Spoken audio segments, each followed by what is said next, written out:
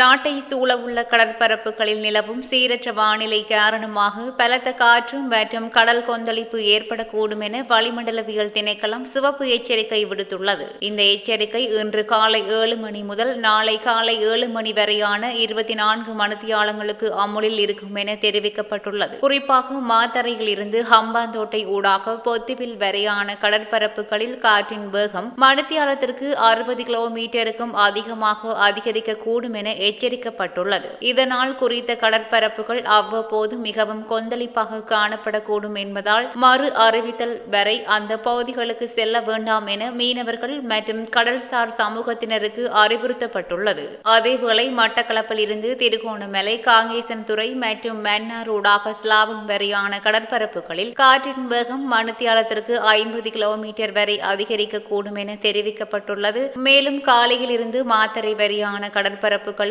அவ்வப்போது கொந்தளிப்பாக காணப்படக்கூடும் என வளிமண்டலவியல் திணைக்களம் குறிப்பிட்டுள்ளது. இதனால் குறித்த கடற்பரப்புகளில் மீன்பிடி மற்றும் கடற்போக்குவரத்து நடவடிக்கைகளில் ஈடுபடுவோர் மிகுந்த அவதானத்துடன் செயல்படுமாறு அறிவுறுத்தப்பட்டுள்ளனர். இடியுடன் கூடிய மழை பெய்யும் சந்தர்ப்பங்களில் திடீரென பலத்த காற்று வீசுவதுடன் கடல் மிகவும் கொந்தளிப்பாக மாறக்கூடும் எனவும் எச்சரிக்கப்பட்டுள்ளது. அதே நேரத்தில் நாட்டை சூழவுள்ள பல பகுதிகளில் மழைக்கு வாய்ப்பு இருப்பதாகவும் வானிலை மையம் சுட்டிக்காட்டியுள்ளது. இதனிடையே நாட்டின் பல பகுதிகளில் இன்று மழை அல்லது இடியுடன் கூடிய மழை பெய்யக்கூடும் என வளிமண்டலவியல் திணைக்களம் எதிர்வு கூறியுள்ளது. மேல் மற்றும் சப்ரகமுவ மாகாணங்களிலும் கண்டி, நுவரெலியா, காலி மற்றும் மாத்தறை மாவட்டங்களிலும் அவ்வப்போது மழை அல்லது இடியுடன் கூடிய மழை பெய்யக்கூடும். ஊவா மாகாணம் மற்றும் அம்பாறை, மட்டக்களப்பு, முல்லைத்தீவு மாவட்டங்களில் சில இடங்களில் பிற்பகல் 2 மணிக்கு பின்னர் மழை அல்லது இடியுடன் கூடிய மழை பெய்யக்கூடும். வடமேல் மாகாணத்தில் பல தடவைகள் மழை பெய்யக்கூடும் எனவும் தெரிவிக்கப்பட்டுள்ளது.